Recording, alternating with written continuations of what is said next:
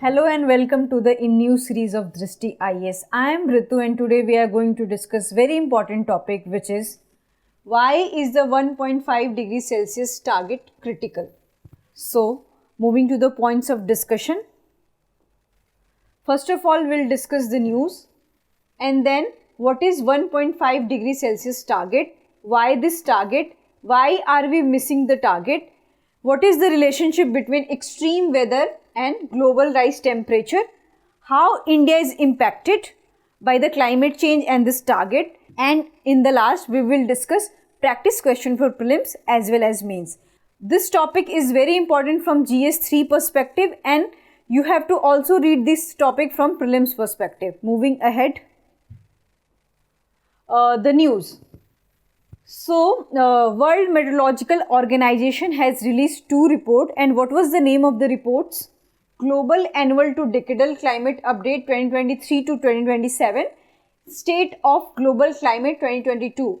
So, before going into any discussion, you need to remember that you have to remember all these reports and who has released this, because in prelims there can be a question that who has released this report. So, World Meteorological Organization has released this report, so you have to mug up just an idea about this report, not just exactly mug up, but you should know that who has released this report.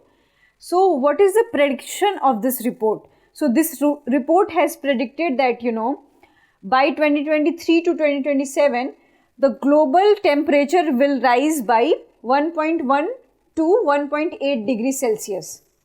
And this has crossed the baseline which we have decided earlier. And in 2022, what is the global temperature? So it was 1.15 degrees Celsius.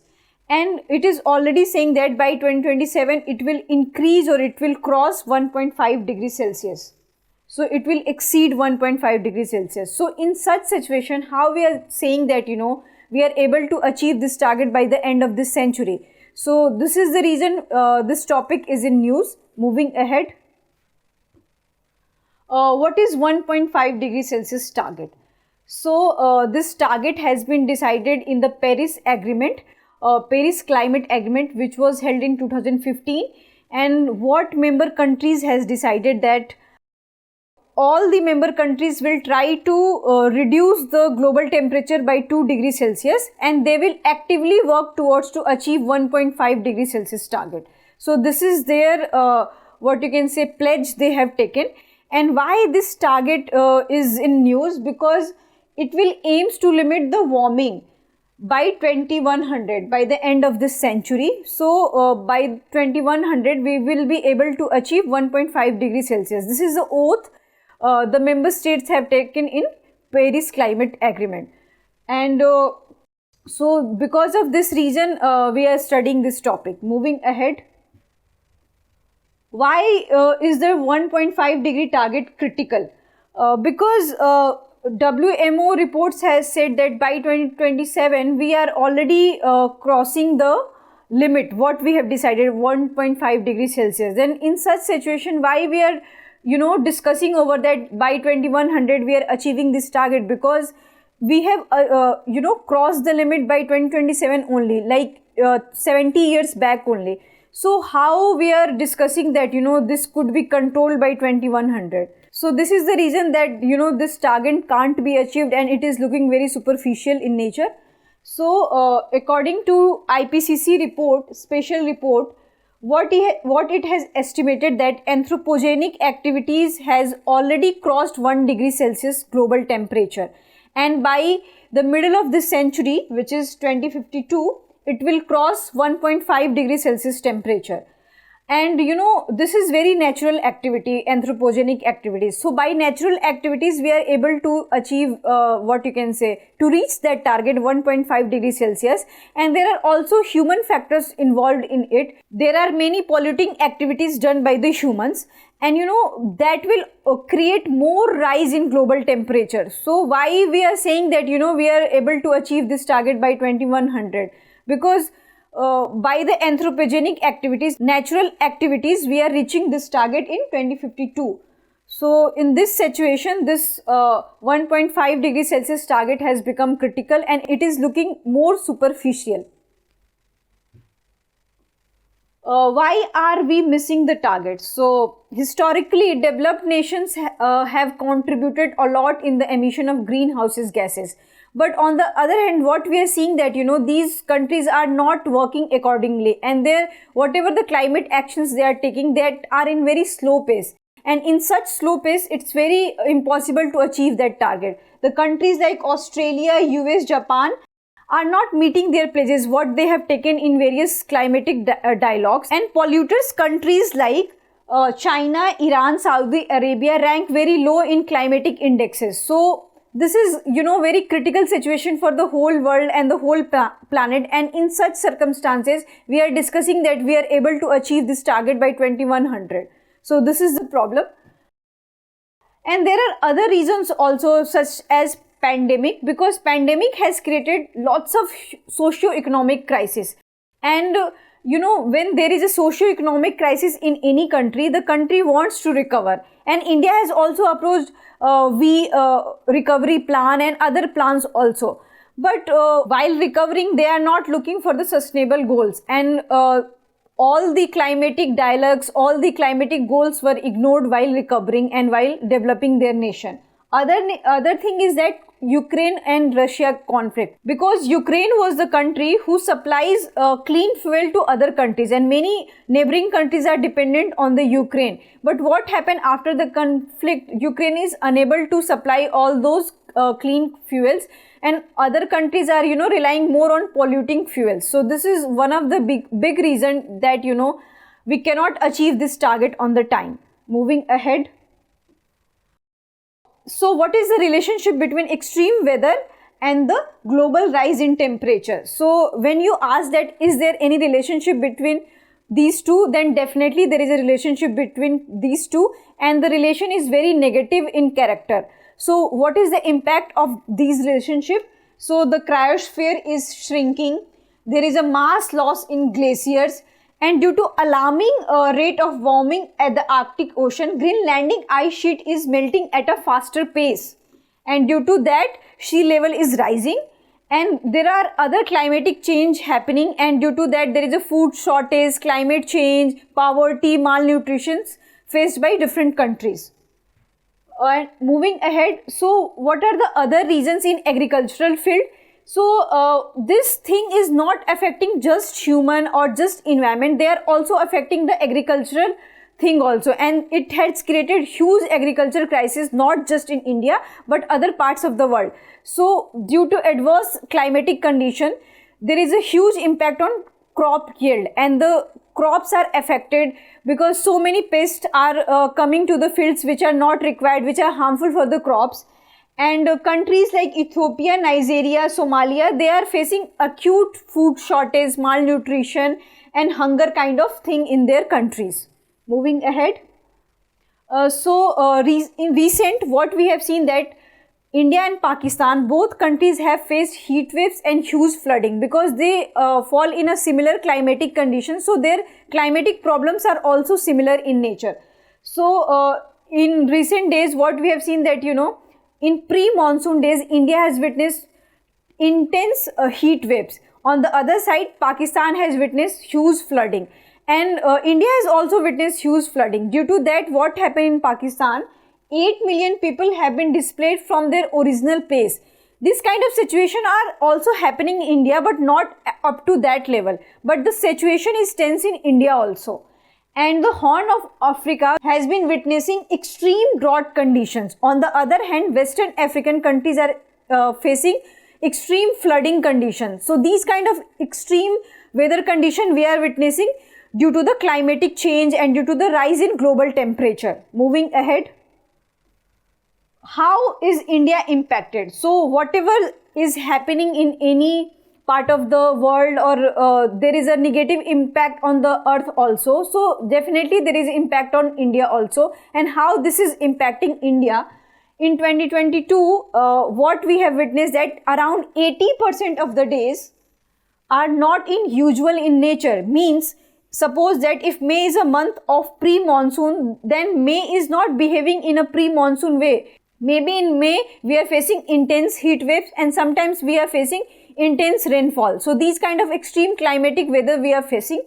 Due to intense heat waves, there is a huge wildfires in Uttarakhand, and the climatic crisis like Dhauli Ganga crisis, Kedarnath crisis, Josimath crisis, these all crises are part of the climatic actions, climatic rise in sea level temperature, rise in global temperature. Because of that, glaciers are melting. So all these problems are happening in hilly areas of India due to the adverse climatic conditions. So we need to take care of all these things. Moving ahead.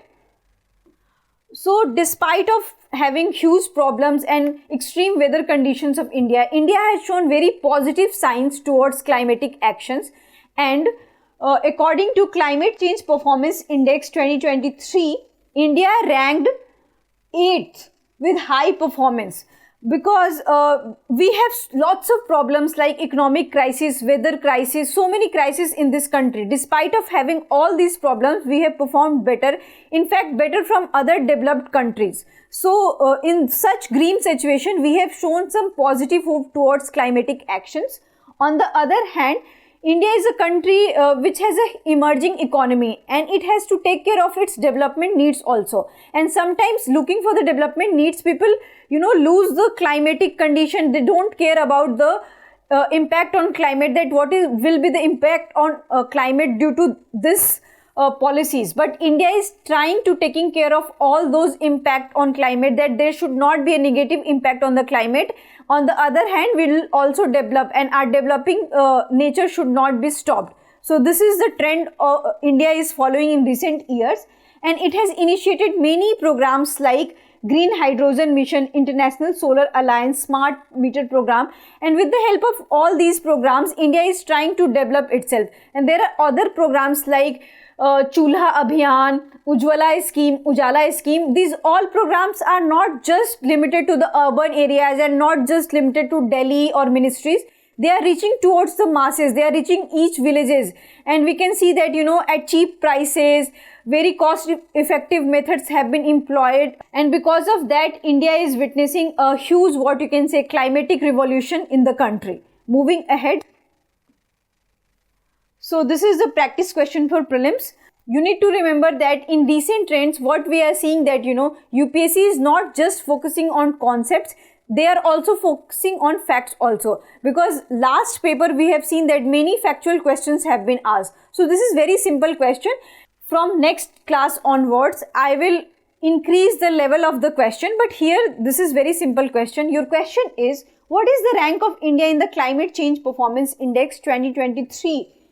You need to remember the year, because sometimes they ask 2022 also, 2021 also, because recent trend shown that they are asking question from 2 years back current affairs. So you need to remember all these years. So your options are 1st, 3rd, 5th and 8th. You have to answer this in the comment section. Moving ahead. Practice question for mains. As you know that mains are very important part of any UPSC journey, and this question is not just relevant from UPSC perspective, it's relevant from state perspective. Moving ahead, what is the question? India can prove to be a responsible climate player, keeping in mind that it has a long way to go in a very little time. You have to discuss this answer. So before looking for any answer or writing any answer, you need to always read the instruction of the question. Here they are asking discuss. Sometimes they ask critically examine. Sometimes they ask comment. So you have to answer accordingly. So first of all, what you have to do here, that you have to give a brief background of India's climatic actions.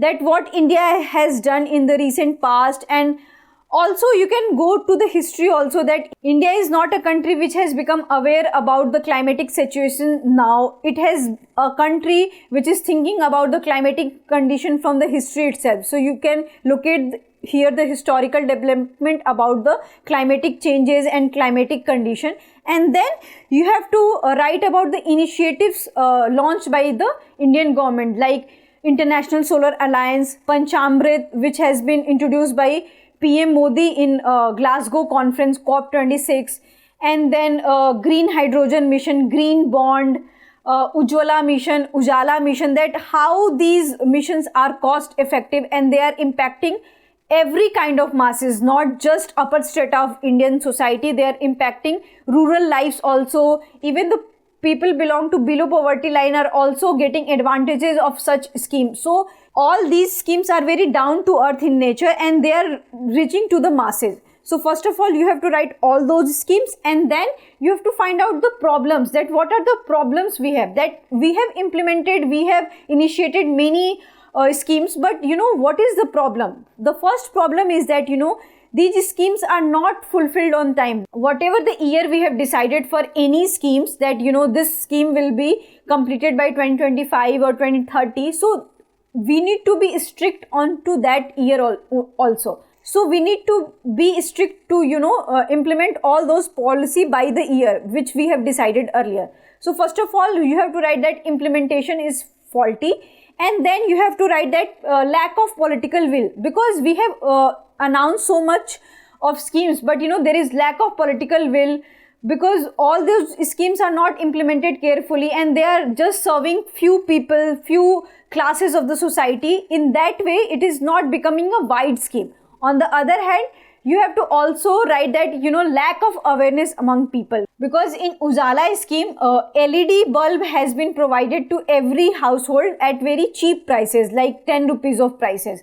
But these all schemes are not known by every section of the society. So all these awareness should reach to the every section of the society, and there should be a better facility for internet, electricity, and India is a country which has huge solar resources. So they have not implemented solar appliances in their offices. So government should make mandatory provisions that each office should install solar appliances in their offices. So these kind of things should be implemented, and that too on time, because here they are asking for very little time. So we have to prove that all these schemes, if they have been implemented on time and if they have become successful on time, then we are able to reach all those targets we have decided. And being a developing country which have lots of economic crisis, political crisis, environmental crisis, and huge population, we are not losing the hope. We are giving world to a path that despite of having all these problems, we can solve all those problems. So these kind of hope you have to show in your answer. And here you have to take care of the time, that the target which we have decided for particular scheme, it should be reduced and it should be implemented successfully. So this is all for today's class. If you have any queries, you can comment. I hope you like this lecture. Thank you.